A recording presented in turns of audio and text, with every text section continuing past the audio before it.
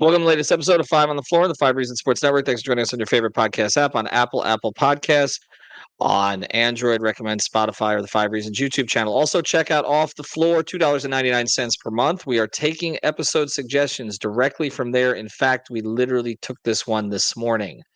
It's that simple. You want to hear something? We'll talk about it. We got nothing else to do in August and September. So check it out. Off the Floor link is right here in the description. Of course, it's more than just episode suggestions. You get to meet all kinds of other Heat fans on there. Get off of Twitter. You don't want to be there for political season, right? So just talk Heat, $2.99 per month. Link right here in the description. Also, check out the great sponsors of the Five Reasons Sports Network. Includes Prize Picks. Use the code 5.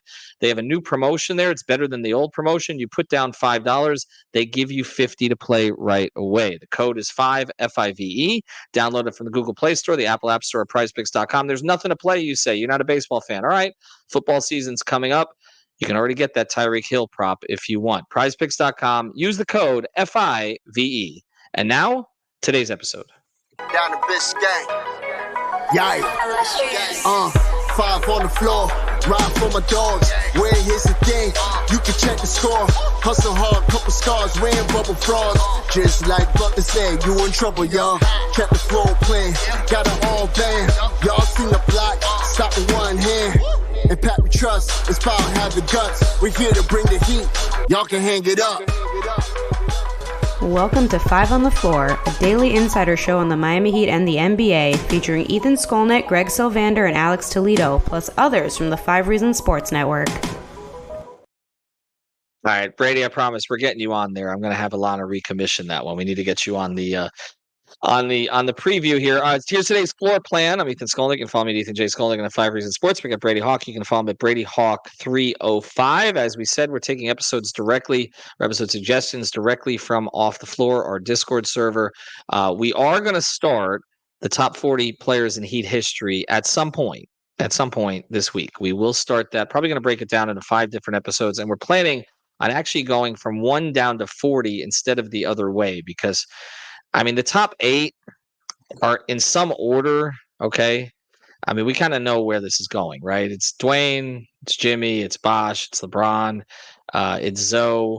There'll be arguments made for Bam, for Dragic. I mean, we kind of know sort of who's going to be in this mix. But when you start getting down to 30 to 40, that's where this is going to get more interesting. So, Greg and I will commence on that, and we may get Brady and Alex involved in it. We're not going to have you break down Bimbo Cole's tape, but maybe you can help settle some arguments on some of the more recent guys.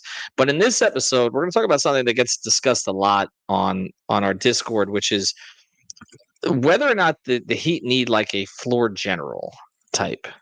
And we were going to have Sean Rochester on this episode. He couldn't make it, but I do believe that Sean's feeling is that we make too much of the positions and all the rest of this. But the game has changed, Brady, and that's kind of what I want to get into this. I mean, I will ask you this. Right now, do you believe that the Heat have one? And who is it? Yes, Drew Smith. That's their floor general. No, I mean it is traditional point guard on the roster right now. Well, I guess Isaiah Stevens is on a exhibit 10, right? Does he count? To be honest, yeah, I don't know if he's definitely in the mix as well. But to be honest, it's why when everybody screams at Drew Smith all the time and why Spo plays him, partly the only reason was that he was like a under control floor general type point guard. He was one of the only ones on the roster and available in those games to begin last season. That's why he kind of leaned on him in that way. So that kind of shows that they don't have that type of player. And it's partly some of the reason why when we were having free agency talk, why Tyus Jones kept popping up, because I think we all kind of knew that that's the type of player that could fit the things that Spo wants to do. And that's the key here. It's like, we always talk about these bigs and everything. We're like, all right, would Spo play them? Spo likes under control point guards. He likes guys that are going to set up his offense and he can trust throughout a game and late in games. So like, this isn't one of those things that like they wouldn't play. Like he likes that type of build. But obviously on this roster right now, like we've done episodes on the rotation, there's just not many. Like their playmakers lie mostly in the front court, and that's just the way this team is constructed. Would you say that Goran Dragic was a floor general? I don't know. I don't know if I would. I don't know if I would call him a floor general. I think floor general to me is almost I mean, it was Kyle, right? Like Kyle's a floor general. He's somebody that wasn't shooting, that just strictly wanted to just slow the game down at times. He could speed it up obviously on the break and hit ahead passes, but mostly just slowing it down the half court and be able to set up your offense in that way and just being under control, low turnovers. That's just that. I don't know. I like the Terrys, the Gorons, the Nuns, like all these recent point guards they've had. I don't think they are under floor general. Okay. And Lowry was acquired to be that, right?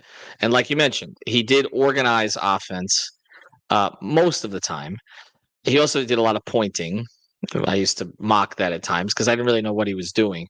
But one of the things we talked about with Kyle was like this idea of, for instance, like getting Bam to be more aggressive. Like that's a floor general type thing, like throwing the ball into him and clearing out. So force him to kind of make his own play. He did some of that stuff, but also when I think of a floor general, I think of a guy who in the last 4 minutes, 5 minutes of the game, when it's tight, the coach puts the ball in his hands and has him create the actions, okay, or initiate the actions. He didn't do a lot of that. He really didn't. Like he would get the ball in the half in the back court and then bring it up and then pass and hand it over to Jimmy, basically, like a lot of the times, right? Or again, they would run it. They'd get it when Duncan was in the game. They'd get into some kind of an action with Bam and Duncan, or maybe even Tyler and Bam. I don't feel like he was that. And Dragic, yeah, I mean, Dragic was more of a score first player, but I guess this is the overall point with this. Okay, as people say, do they need a floor general, one person to take control? How many teams have that right now? Like I'm gonna go through the list, okay, of because the game has changed in that way because wings started. I mean, LeBron was a big part of this. Obviously, Miami put the ball in LeBron's hands a lot. Was Mario Chalmers? I mean, you're old enough to remember this.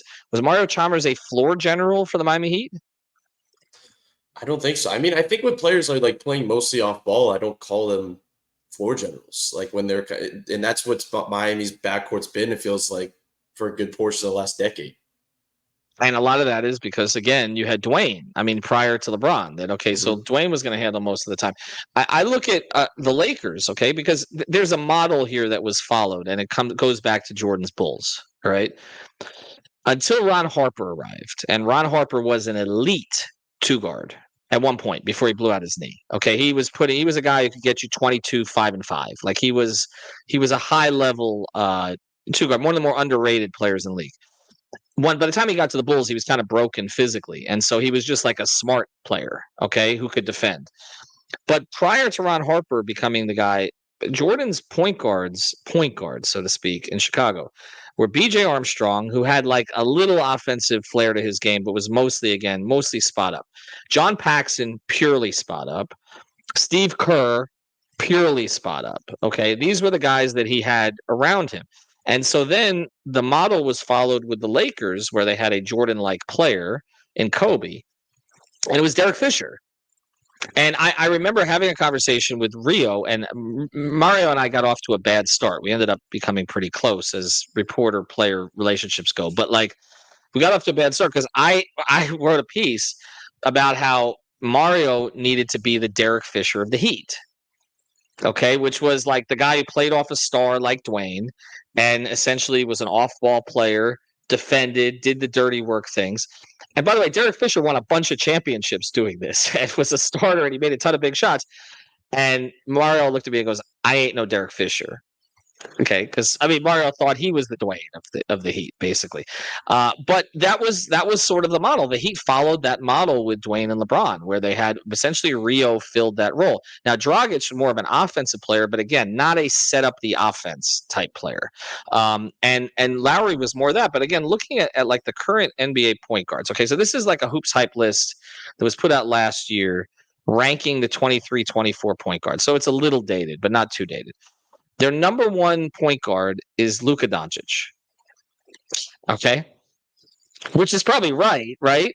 But he's not a floor. Is he a floor general? I feel like he is. To me, he is a type of floor general. Like in today's NBA, like, I mean, a lot of the floor generals are high level scorers as well. Like just because you're a floor general, I don't think means like you don't try to score like Kyle was, toward the end of his Heat career. But Luka's a floor general. I think when you're that good of a passer and see the floor like that, like LeBron's a floor general to me. Right. Just because he's that good of a passer and can read defenses. So I think I think it depends. Like, I think it can all shift. Like, in some ways, we've seen Bam kind of be Miami's main floor general. Like, I wouldn't call him a strict floor general, but he's been Miami's floor general, it feels like, for a good portion of the last few years. Right. Is Shea okay? Here's this number 2 point guard. Is Shea a floor general? I don't know if I'd say he's a floor general. I just think he's a bucket. Right. Well, I mean, there's been some conversation. I mean, they had Josh Giddey playing next to him, and Giddey handled a lot. Like that was, I mean, because Giddey couldn't shoot. I mean, this year they're going to go a little bit of a different direction there. Jalen Brunson. I wouldn't say strict floor general, no. I think Knicks fans would. Would you?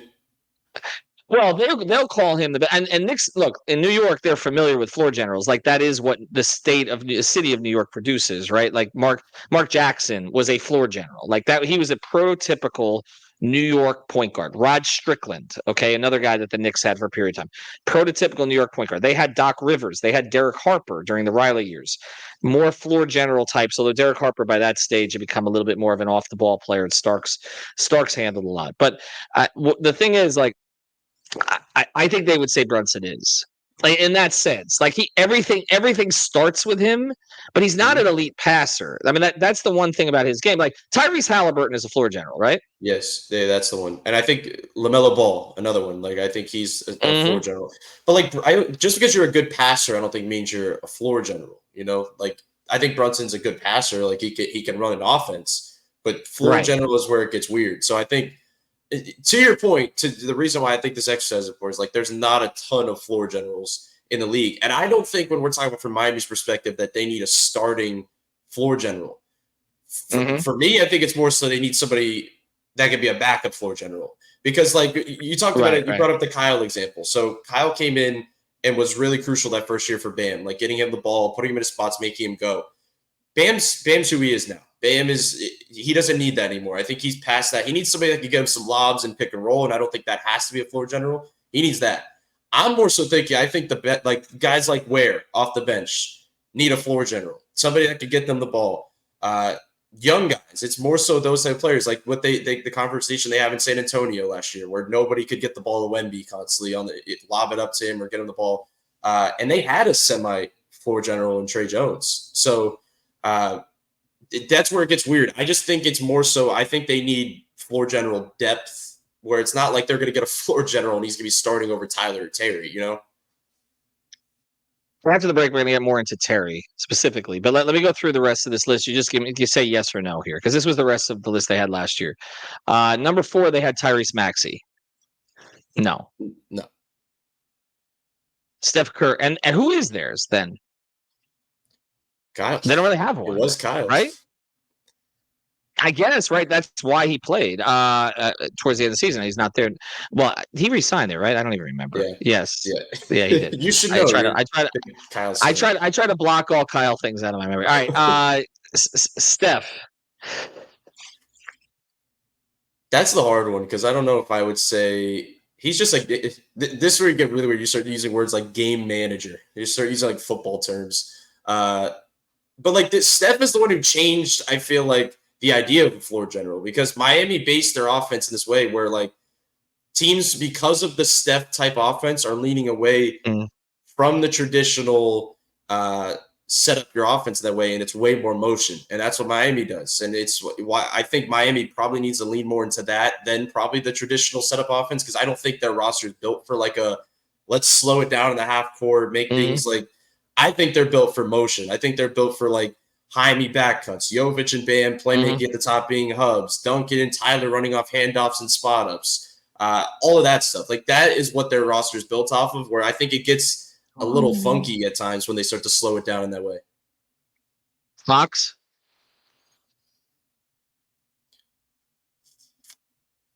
He's teetering, but I'm probably strict. I'd say lean no. Kyrie? No. I mean, we can't say it's Luka and then say it's Kyrie, right? Like that's no. Dame? No. Jamal Murray? No. Then that's also a good example because Jokic. Jokic is the floor general, right? He's the center. Well, they had Harden on this list. I don't know about that. Now Trey's an interesting one I would because say he he has is. the high assist counts, right? Yeah, He's I'm not. definitely is. They had Drew on here. I don't think Drew is. Drew's just a do everything guy. D'Angelo Russell has certainly put himself in that category, but I would say no. Kobe White, I don't think so. I mean, so again, Fred VanVleet, not No. really. I mean, he wasn't when he was with playing with Kyle, Darius Garland. I mean, a lot of these guys that are they're characterized as point guards, Cade Cunningham, etc. I mentioned Giddey was on this list. I mean, Mike. Okay, here's a good name. Then we'll go. Mike Conley is a floor general. Mm-hmm. Traditional, set up the offense, right? Like that. Mike Conley is that guy. But then now he's playing with Anthony Edwards, and so he's kind of shifted a little bit more into that sort of because Edwards is that Spot up. kind of Wade, Kobe, LeBron type player, right? Or more Wade, Kobe, where he's more of a spot up shooter, and that's the thing. As these twos and threes, as these wings, and even centers now have been given more responsibility for initiating the offense and starting the actions and the ball being in their hands in the last 5 minutes, then these ones, either they're big time scoring ones like a Curry or a Kyrie or so, and I don't even know who's the one with Dallas, but or they're spot up shooters. And so I want to get to this with Terry after the break because again, I think this is one of these topics where we talk about it so much, or fans talk about they need this guy, and I'm like, okay, but other teams are not operating with that guy anymore because the game has changed. Do you want to mention a great sponsor of the 5 Reasons Sports Network? Our friends over at Water Cleanup of Florida. You can find them at WCU FL.com. That's WCUFL.com. They'll take you through the entire process. We recommend you get in their preventative program because once the leak starts, you got some problems. But once you see the leak, at least stop the problems before they get worse. And of course, if they do get worse, if you haven't reached out to them by then they can do the damage assessments, the cleanup, and everything else. They got you covered every step of the way based in Boca Raton, service the entire Tri-County area. They also actually go out to the West Coast as well. They do a lot of work in Fort Myers if you're out that way on the other side of Alligator Alley. So check it out. WCUFL.com. Michael Robert and his team have nearly 100 5-star reviews on Google. If you've got the schmutz, Water Cleanup has the guts. All right, so Terry Rozier is what? He a point guard, he's a guard, he's a scorer, he's a playmaker, he's what? He's a bucket. He's a scorer. Like that's Miami brought him in, and that's why I thought it was a little weird when they first brought him in last year when the conversation was like almost like, okay, this is elevated Gabe Vincent. Like he's going to do and be a kind of like a semi-role player and playing this role. And we learned pretty quickly, it just didn't make sense. You don't go and get a guy like him and play that style. You have to let him off his leash a little bit and be the scorer that he was. Be a tough shot maker. Be like that type of player. And he could play off of that. The issue was, I feel like at the beginning of his tenure, it was like, he was trying to lead with the passing and then get to his scoring. And that's never been his formula. He has to lead with the scoring and see if the playmaking come from that. But I definitely wouldn't characterize him as a floor general. Like he's not that type of player. He's more of a get your own bucket type of guy.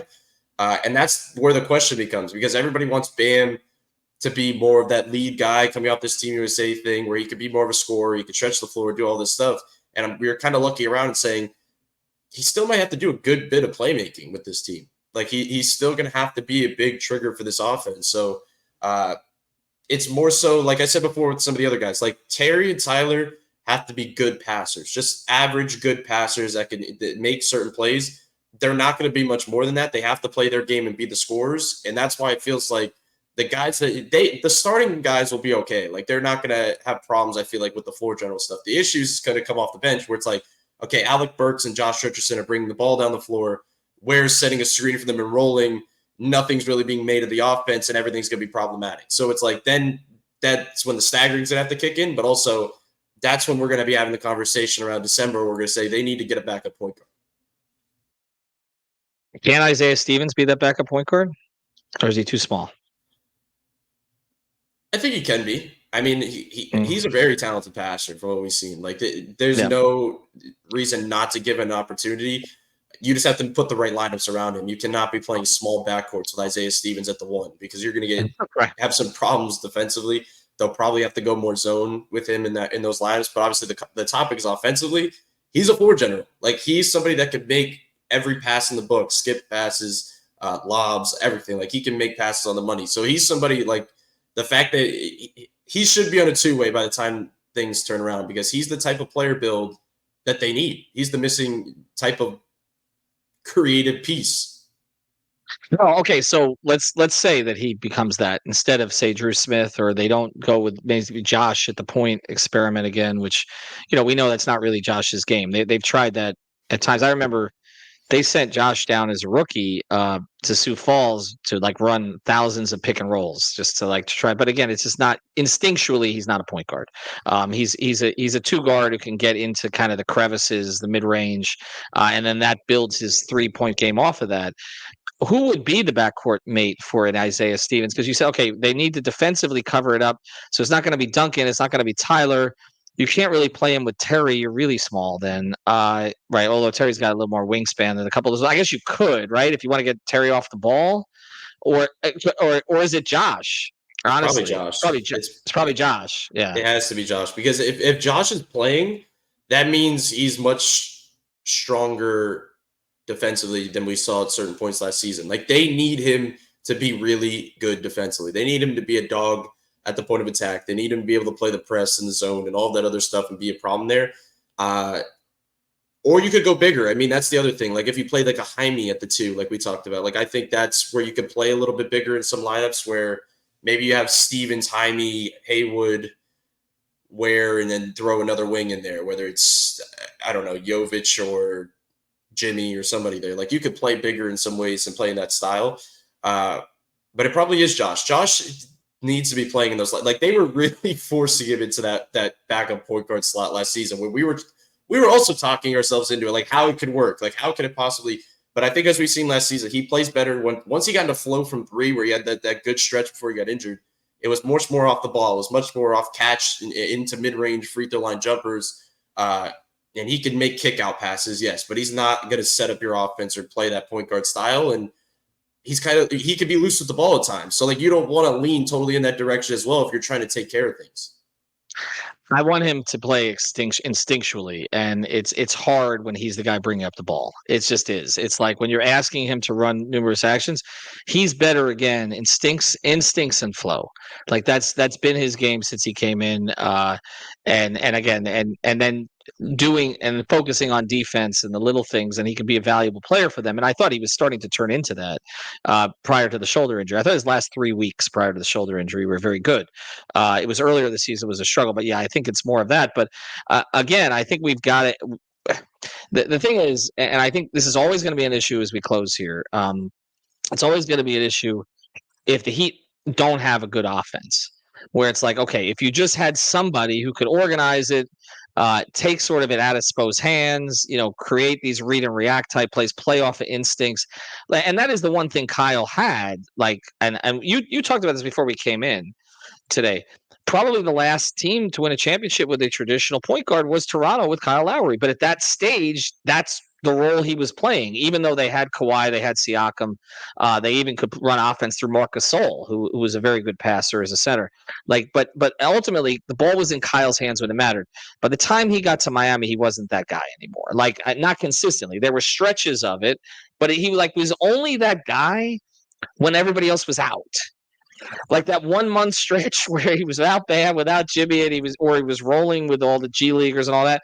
Then all of a sudden it was like, oh wow, this is why you need a point guard. And I think that that gets to kind of what you're saying about the bench where it's like, oh, that's where you need a point guard. But when you've got Jimmy and Bam in there, and you've got Tyler's going to be in there too, and Terry, there doesn't necessarily have to be one guy who organizes everything. But then it's on Spo and the players to kind of create the actions that are going to get guys free, where it's not just, okay, we got to go back to the Duncan Bam dribble handoff because that's all we've got.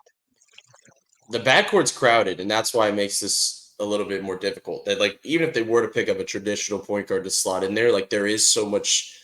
It's just crowded there that I think the swing player is Jovic, because we always joke around and say point Niko or this and that. He can be a player that can be a connector as a playmaker in so many different ways. Like at the top of the key, they've leaned into that. Teams have countered and said we don't think he's going to like overpower us with size or play with his back to the basket, so we're going to put our smallest guy on you. The next thing is that he starts putting his back to the basket a little bit more, and he can play make over the top of that. Like when we were just going through that list of the bigger playmakers or the bigger floor generals, they all do that. Mm-hmm. They get the mismatch and they play make over the top, and I do believe he has that in it. Like he is a very good passer. He just makes really good reads. So I think if that's kind of the key here, so it's like if you start to look around and say, how do we make this work with not playing our scoring backcourt, because they have to play those guys. They have to lean into that. They can't just bench those guys for a floor general. Niko could be the guy that could slot in at the 3 or 4 and be a connector. And that would be the most ideal thing possible, where he's shooting around 38, let's say 38% from 3 on spot ups, and also being that piece that he can kind of get other guys involved and he could slow down the game or he could speed up the game, as we've seen on the break. He's the swing player on the roster right at this moment. So we'll see what that looks like. I really do believe, though, in camp, in preseason, I want to see so many reps for him on the ball, because he didn't have a lot with the Olympics. Like they first of all, he didn't play much, but when he did play, he was sitting in the corner. He was playing off the ball. A couple times he would play that back cut or that baseline. I want to see him with the ball in his hands, because I think he needs those reps. They're important, and this team needs them. Yeah, no, I'm with you on that. I think that is worth watching. All right, interesting topic. Appreciate you guys throwing this stuff off the floor for us. We'll have more episodes coming up this week. Check out the one that I did with Greg. Is it still winning or misery for Pat Riley's Miami Heat? It was one of those episodes where Greg and I are like, do we have anything to talk about? 37 minutes later, we're out. So make sure you check out that one. And I'll be doing another one with Alex this week. Thanks to everyone. Also, always want to mention, if you want to sponsor 5 on the Floor, this is the time to reach out to me. DM 5 Reasons Sports Twitter account. We've got a couple of slots left, not a lot. So we got a couple slots left for the season. If you want to jump in, this is the time. Also, if you're a Dolphin fan, we do have some room on our Dolphins content as well. And of course, that's cranking up here in a couple of weeks. Have a good one, everyone.